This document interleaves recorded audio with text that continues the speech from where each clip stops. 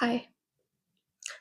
সত্যি বলতে আমার কাছে প্রবলেমকে কখনো প্রবলেম মনে হয় না। মানে হ্যাঁ, একটা সময় ছিল যখন আমি কোনো প্রবলেমে পড়তাম। আমি অনেক বেশি আম মানে ডিস্টার্ব হয়ে যেতাম যে, "কি হবে? আমার সাথে এমন হলো, এমন প্রবলেমে ফেঁসে গেছি। আমি কি হবে এরপরে?" কিন্তু লাইফে যত আমি প্রবলেমে পড়েছি, তার পরবর্তীতে আমি গিয়ে এটা ফিল করেছি যে হ্যাঁ, প্রবলেমের পরে লাইফে অনেক ভালো কিছু হয়। লাইফে কোনো না কোনো দিক দিয়ে অ্যাকচুয়ালি অনেক ভালো কিছু হয়।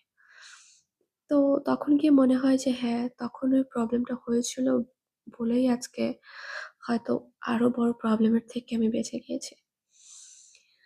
তো যখনই আমার সাথে অনেক খারাপ কিছু হয়, পরবর্তীতে কিছু না কিছু অনেক ভালো হয়। হ্যাঁ? যে কারণে আমার এখন আসলে আমি যখন প্রবলেমে পড়ি, তখন আমি আর ভয় পাই না। মানে তখন আমার খুব একটা খারাপ লাগে না যে এটা থেকে আমি কিভাবে বেরোবো বা কি করবো এখন? কোনো কিছুই চিরস্থায়ী না। সেটা প্রবলেম হোক বা সমস্যা হোক, এটা কেটেই যাবে একসময়। তো জাস্ট আমাদেরকে ধৈর্যের সাথে সেটা হ্যান্ডেল করতে হবে এবং ওয়েট করতে হবে যে চলো দেখা যাক এরপর কি আছে। বাট হ্যাঁ, আমার মনের সবচেয়ে একটা বড় জোর যে আমি কখনো কারো সাথে খারাপ করিনি। সো আমি এটা বিশ্বাস করি যে আমার সাথে খারাপ হলেও সেটা কোনো না কোনো দিক দিয়ে ভালোর জন্য হচ্ছে। আমি জানি এটা সবার ক্ষেত্রেই হয়। অনেকের ক্ষেত্রেই যে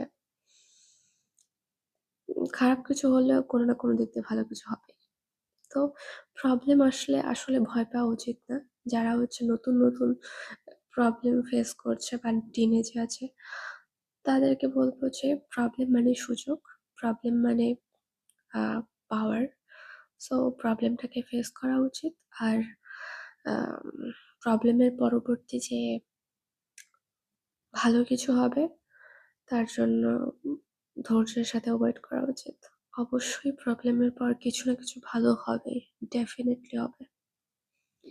সো প্রবলেমকে প্রবলেম না করে, প্রবলেম মনে না করে, প্রবলেমকে কোনো কিছু ভালো কোনো কিছুর সাইন মনে করা উচিত। That's it.